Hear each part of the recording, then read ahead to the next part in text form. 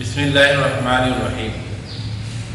সুপ্রিয় শিক্ষার্থী, মির্জাপুর সরকারি কলেজ কর্তৃক আয়োজিত অনলাইন ক্লাসে তোমাদের স্বাগত। আজকের পাঠ উপস্থাপনায় আমি মোহাম্মদ লুৎফর রহমান তালুকদার, প্রভাষক ও বিভাগীয় প্রধান, গণিত বিভাগ, মির্জাপুর সরকারি কলেজ, মির্জাপুর, টাঙ্গাইল। প্রিয় শিক্ষার্থী, আজ আমরা একাদশ ও দ্বাদশ শ্রেণীর উচ্চতর গণিত প্রথম পত্রে তৃতীয় অধ্যায় সরল লেখা নিয়ে আলোচনা করব। গত ক্লাস শেষে আমরা যে সূত্রটি লিখছিলাম, এরপরে আরো কিছু সূত্র আমরা আলোচনা করব। গত ক্লাসে যে শেষ সূত্রটা ছিল আমাদের, বোর্ডে লিখি, একটি সরল রেখা উভয় অক্ষকে খণ্ডন করে এরূপ সরল রেখার সমীকরণ x/a প্লাস y/b সমান 1। আমরা এখানে শেষ করেছিলাম। আমরা আজকে তারপরে থেকে শুরু করব। 9 নম্বর সূত্র লেখা ছিল, অক্ষদ্বয়কে খণ্ডন করে এরকম রেখার সমীকরণ x/a প্লাস y/b = 1। নেক্সট 10 নম্বর থেকে আমরা শুরু করতে পারি এরকম ভাবে,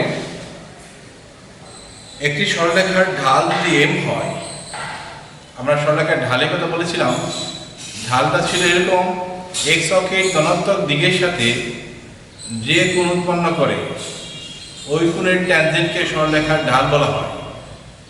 ঢালকে আমরা সাধারণত m দ্বারা প্রকাশ করি। তাহলে সরলরেখার ঢাল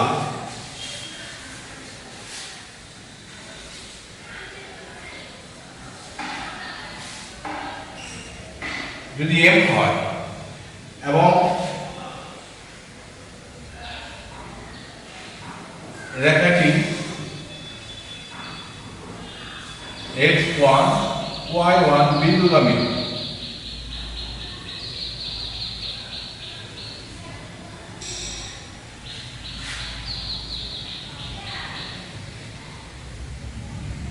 সরল রেখার সমীকরণ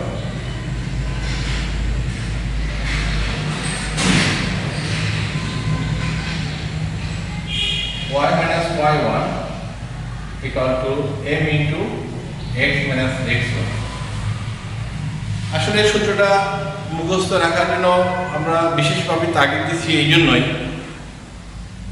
এই সূত্র যদি তোমার নিয়ন্ত্রণে থাকে, মনে রাখতে পারি, তাহলে আমাদের অঙ্ক সমস্যা যখন আমাদের সামনে আসবে, আমরা প্রশ্ন পড়লেই বুঝতে পারবো কখন এই সূত্র আমি ইউজ করব। আমরা ফিগারে একটু দেখে দিতে পারি, এরকম x অক্ষ y অক্ষ যদি থাকে, রেখাটি যদি এরকম থাকে, রেখার উপর একটা বিন্দু আমরা নিলাম, কত qx1 y, এবং p একটা বিন্দু দিলাম xy। রেখাটির ঢাল যদি m হয়, তাহলে প্রথমে আমরা pq রেখার ঢাল, দুই বিন্দুগামী সরলরেখার ঢাল আমরা নির্ণয় করতে শিখেছিলাম। সেরকম ভাবে আমরা এরকম লিখতে পারি x minus x1 বা y minus y1, y minus y1 x minus x1। আর রেখাটির ঢাল যদি m হয়, তাহলে আমরা এরকম লিখতে পারি যে y equal to y minus y1 equal to m into x minus x1। ঠিক এরকম ভাবে লেখা যায়। আসলে সবগুলো সূত্র যদি প্রমাণ আমরা দেখতে চাই, অনেক সময় ব্যাপার। এই জন্যই আমরা প্রথমত সূত্রগুলো লিখে শেখার জন্য তাগিদ দিচ্ছি। তোমরা প্রয়োজনে সূত্রগুলোর প্রমাণ বইয়ের বেসিক টাইপের প্রথম দিকে একটা প্রমাণ করা আছে, একটু দেখে নিলেও হবে। এরপরে আমরা 11 নম্বর সূত্রটা আমরা বলতে পারি এরকম ভাবে, একটি সরলরেখা মূল বিন্দু থেকে এরকম একটি সরলরেখার সমীকরণ দৈর্ঘ্য আছে। মূল বিন্দু থেকে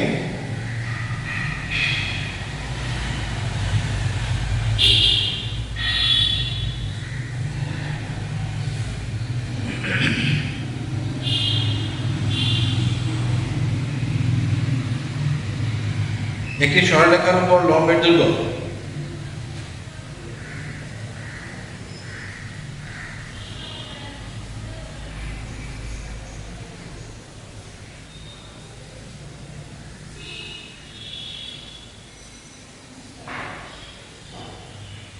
দৈর্ঘ্য পি এবং উক্ত রেখাটি উক্ত লম্বটি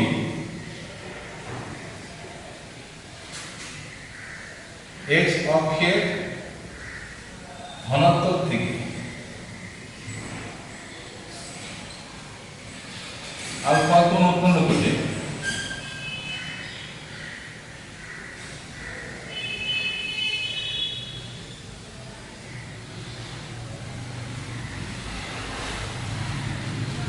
সরলরেখার সমীকরণটা কেমন হবে?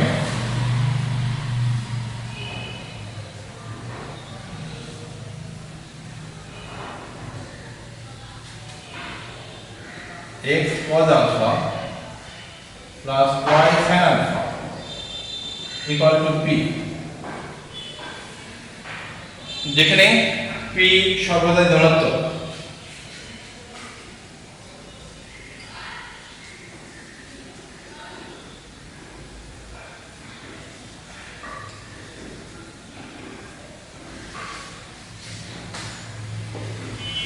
ফিগারটা মোটামুটি এরকম হতে পারে, এই x অক্ষ y অক্ষ এরকম সরলরেখা নিলাম আমরা এরকম, মূল বিন্দু থেকে এর উপর লম্বের দৈর্ঘ্য এটা হলো p এবং x অক্ষের ধনাত্মক দিকের সাথে আলফা কোণ উৎপন্ন করে।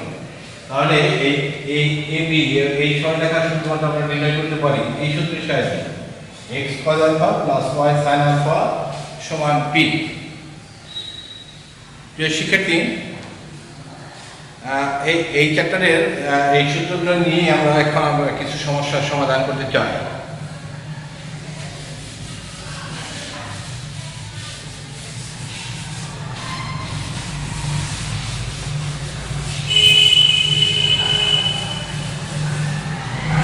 মূলত আমাদের গণিতে যে একটা প্রবলেম আমরা মনে করি ছাত্রছাত্রীদের সমস্যার সময় হয়, সৃজনশীল প্রশ্নগুলো কী রকম হয়, কী আকারে হয়।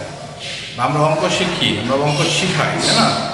কিন্তু অঙ্ক শিখতে পারলে, অঙ্ক যদি তার নিয়ন্ত্রণ থাকে বা করতে পারা যায়, তাহলে সৃজনশীল প্রশ্ন লিখে এত সমস্যা হওয়ার কথা নয়। আমরা একটা উদ্দীপক লিখব, সাথে সাথে ওই উদ্দীপকের সাথে প্রশ্নগুলো, সৃজনশীল প্রশ্ন কীরকম হতে পারে আমরা সে বিষয়গুলো একটু দেখিয়ে দিব আজকে। আমরা প্রথমে একটা উদ্দীপক আমরা লিখতে পারি এরকমভাবে, একটা বিন্দু স্থানান্তর। সমস্যাটা এরকম হতে পারে,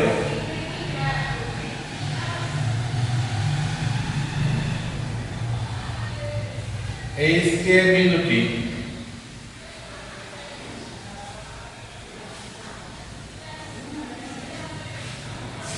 six x minus one, 6x minus y equal to 1, এত বিন্দুটি এই সরলরেখা বিন্দুটি এত রেখার উপর অবস্থা, এত রেখার উপর অবস্থা।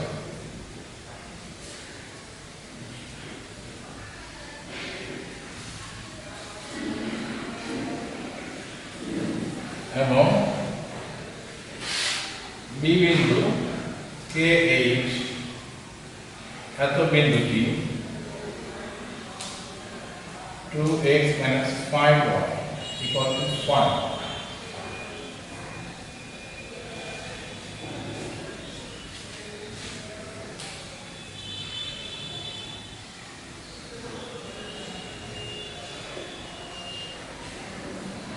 শুধু এতটুকু উদ্দীপক থাকে। এই উদ্দীপকের সাহায্যে আমরা যে সমস্ত প্রশ্নগুলা সৃজনশীল আমরা করতে পারি, বানাইতে পারি, আমরা সেগুলো একটু দেখি কিরকম প্রশ্ন হতে পারি। প্রথমে আমরা বলতে পারি এ এবং বি এর স্থানাঙ্ক নির্ণয় করো। এই বিন্দুটা আমাদের ছিল HK এবং বি বিন্দু ছিল KH। H এবং K এর মাধ্যমে বিন্দুটা আমরা প্রকাশ করেছি। আমরা এটাকে যেমন বলি যে এ এবং বি এর স্থানাঙ্ক নির্ণয় করো, তাহলে কি হতে হবে, এইচ এবং কে এর মানটা নির্ণয় করতে হবে। আর একটা প্রশ্ন হতে পারে এ বি এর দৈর্ঘ্য, যখন এ বিন্দু এবং বি বিন্দু নির্ণয় করতে পারবো, প্রশ্নটা লিখে দেখে আমি এ ও বি বিন্দুর স্থানাঙ্ক নির্ণয় করো।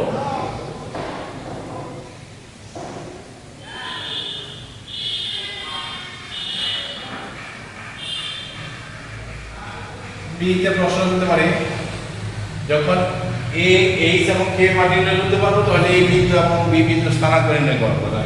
এ বি এর দৈর্ঘ্য নির্ণয় করতে পারবো, এ বি এর দৈর্ঘ্য নির্ণয় করবো। অথবা প্রশ্ন এ বি এর দৈর্ঘ্য না বলে যদি বলি এ বি এর মধ্যবিন্দু স্থানাঙ্ক নির্ণয় করো, তাহলে হতে পারে এ বি এর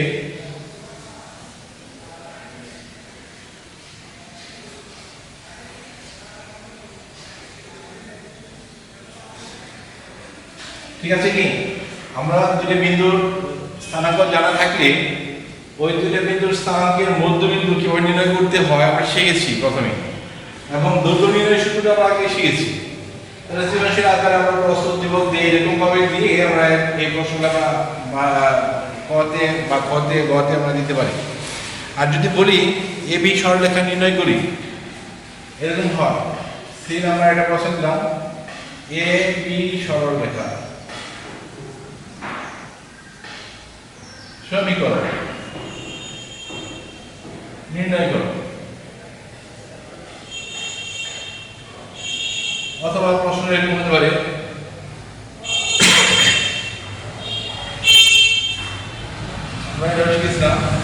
এই বিন্দুটি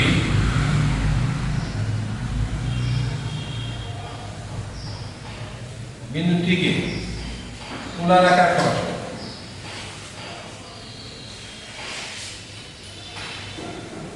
তার অনেক অনেক প্রশ্ন করা যায় এখান থেকে সৃজনশীল আমরা করবো। তার মানে অঙ্কটা পারলেই, অঙ্কটা আমরা যদি নির্ণয় করতে পারি এ এবং বি এর মান নির্ণয় করতে পারি, তাহলে আমরা যে কোনো প্রশ্ন আসুক না কেন, সৃজনশীলে যে কোনো ভাবে প্রশ্ন হোক না কেন, আমরা সেটা নির্ণয় করতে পারবো। ঠিক আছে, আমরা আগে এ বি এর দৈর্ঘ্য, এ বিন্দু বি বিন্দু আমরা স্থানাঙ্ক নির্ণয় করবো। তাহলে এ বি এর দৈর্ঘ্য নির্ণয় আমরা আগে শিখেছি, আমরা দেখেছি করেছি। এর মধ্যবিন্দু স্থানাঙ্ক এটা আমরা আগে করেছিলাম। আমরা আজকে করবো এ বি এর স্থানাঙ্ক নির্ণয় করে দেখাই, সরলরেখার সমীকরণ নির্ণয় করতে দেখাই। পোলার স্থানাঙ্ক আগে দেখিয়েছিলাম।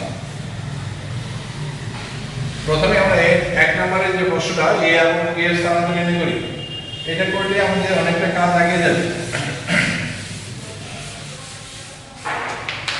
সমাধানটা এরকম হতে পারে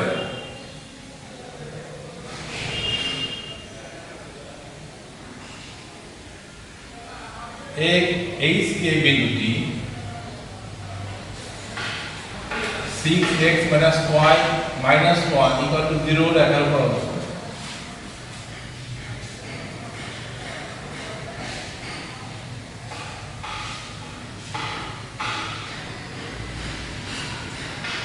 তাহলে আমরা এই বিন্দুটা যদি রেখার উপর বসিয়ে দিই, তাহলে কি হবে? সুতরাং আমরা লিখতে পারি 6h - k - 1 = 0। এটাকে এক নম্বর সমীকরণে রাখলাম। আবার b kh বিন্দুটি 2x - 5y = 5 রেখার উপর অবস্থিত।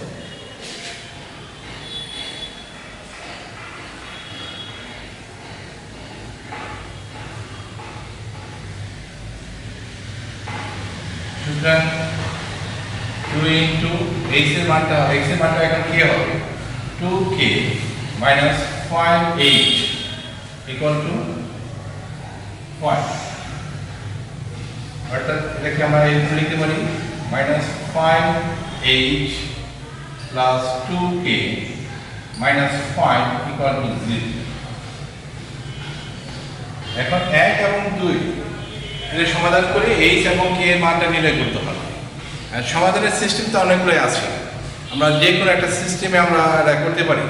হয় এ দুইটা সমীকরণকে বজ্রগ্রহণ করতে পারি, না হয় প্রতিস্থাপন পদ্ধতি করতে পারি, অথবা অপনয়ন পদ্ধতি আমাদের h এবং k এর মান নির্ণয় করতে পারি। তাহলে আমরা প্রথমে বজ্রগ্রহণ করতে পারি। 1 ও 2 নং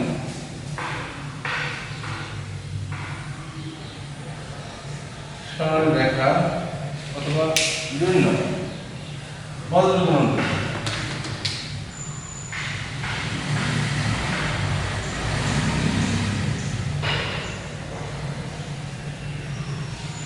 x এদিকে আমরা লিখব y মান হবে 1/8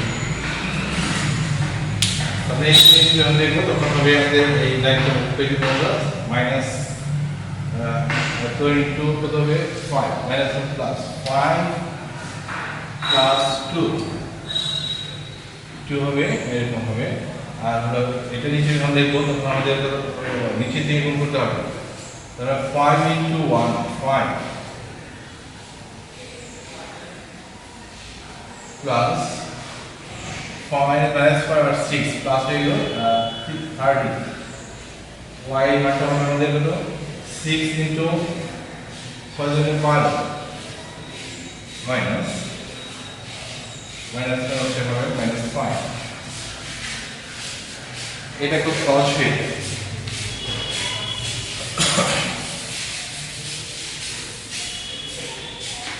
আমরা x y 7 equal to so এখানে x হবে x1 আমাদের সঙ্গে আমরা a কে বাদ দিই h হবে আর এটা k হবে তাহলে x h by এত equal to k by 35 equal to 1/7 h is equal to 7/7 এবং k is equal to 35/7 h সমান 1 k is equal to হবে 5 তাহলে a b এর স্থানাঙ্ক বলেছিলাম তাহলে a মান কত হবে a ও b এর বিন্দু a ও b বিন্দুর স্থানাঙ্ক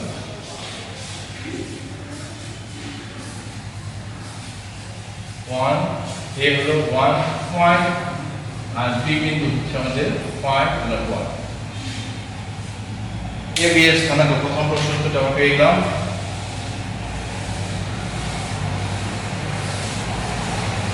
তাহলে a b এর দুটো নির্ণয় করতে পারবো নিশ্চয় আর a b এর মধ্যবিন্দু স্থানাঙ্ক নির্ণয় করতে পারবো এবং a b সাথে একসাথে করব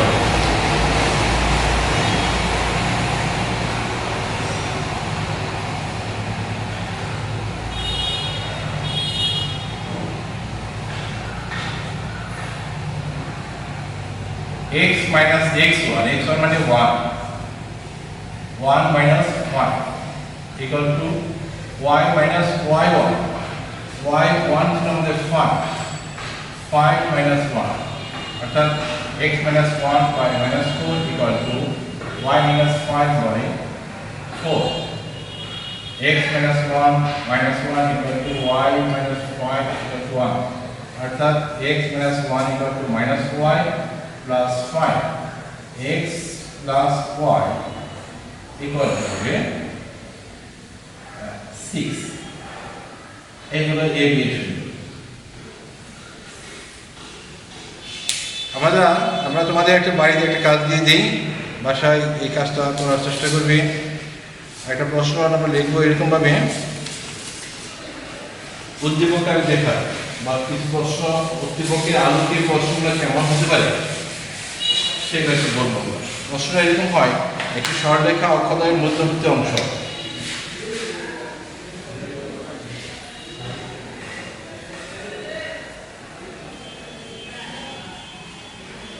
অক্ষদ্বয়ের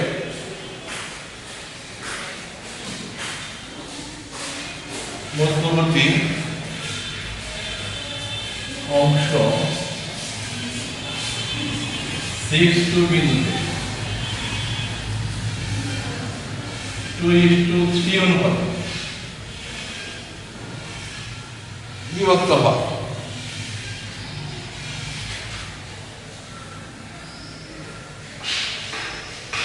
এই হলো আমাদের একটা উদ্দীপক এই উদ্দীপকের আলোকে প্রশ্নটা কেমন হতে পারে আমরা প্রশ্ন লিখি তথ্যটির আলোকে এই আমরা প্রশ্ন লিখতে হবে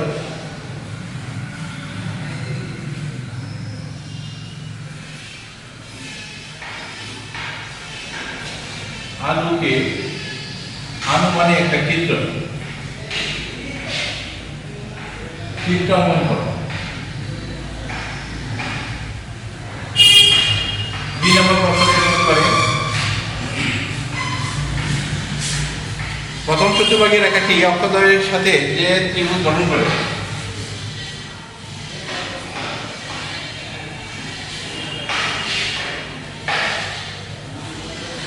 প্রথম চতুর্ভাগে রেখাটি অক্ষদ্বয়ের সাথে। প্রিয় শিক্ষার্থী, আমরা প্রত্যেকটি আলুকে আনুমানিক চিত্রটি অঙ্কন করো। আমরা একটু দেখে দিই আনুমানিক চিত্রটি কেমন হয়।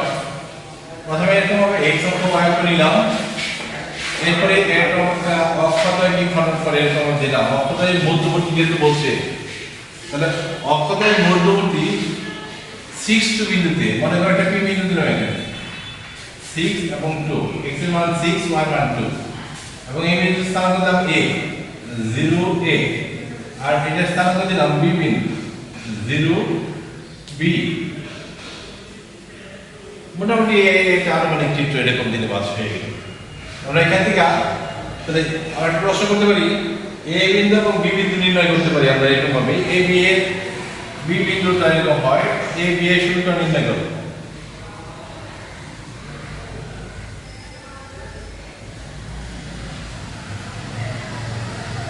এ বি এর সমীকরণটা কেমন হবে?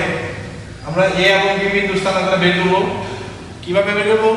ওই যে অন্তর বিভক্তির যে সূত্রটা ছিল 6 এখানে ছিল 2:3 এর মধ্যে, এটা 2 ছিল, এটা 3 ছিল। 2:3 মানে m1 হলো 2, m2 হলো 3, m1 x2 plus m2 x1 ভাগ হচ্ছে m1 প্লাস m2, আর y মানটা হবে m1 y2 plus m2 y1 ভাগ m1 প্লাস m2। এই সূত্রের সাহায্যে আমরা এই a এবং b বিন্দুর মান নির্ণয় করব। a এবং b এর মান যদি এটা নির্ণয় করতে পারি, তাহলে প্রশ্নটা এরকম হতে পারে a b এর সমীকরণ নির্ণয় করো। তাহলে a b এর সমীকরণ আগে একটা অঙ্ক দেখাইলাম আমরা, ঠিকভাবে a b এর সমীকরণ নির্ণয় করতে পারবো। সর্বশেষ আমরা প্রশ্ন এরকম করতে পারি, আমাদের 1 নম্বর প্রশ্নটা যে রেখাটি প্রথম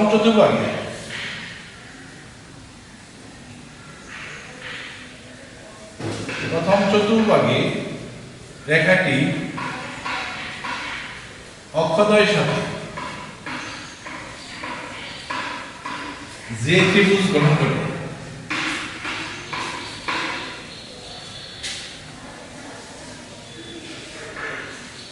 তার ক্ষেত্রফল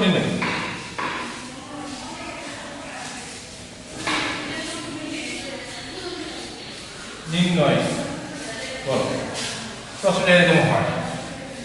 তাহলে আমরা এখানে দেখে নিই, আমরা এই মূল বিন্দু আমাদের অরিজিন এর স্থানাঙ্ক হবে 0 0। যখন আমরা a এবং b এর মান নির্ণয় করতে পারবো, তাহলে তিনটে বিন্দু স্থানাঙ্ক পাবো। 0 0 এর মান নির্ণয় করে একটা বিন্দু স্থানাঙ্ক হবে, b মান নির্ণয় করে একটা বিন্দু স্থানাঙ্ক হবে।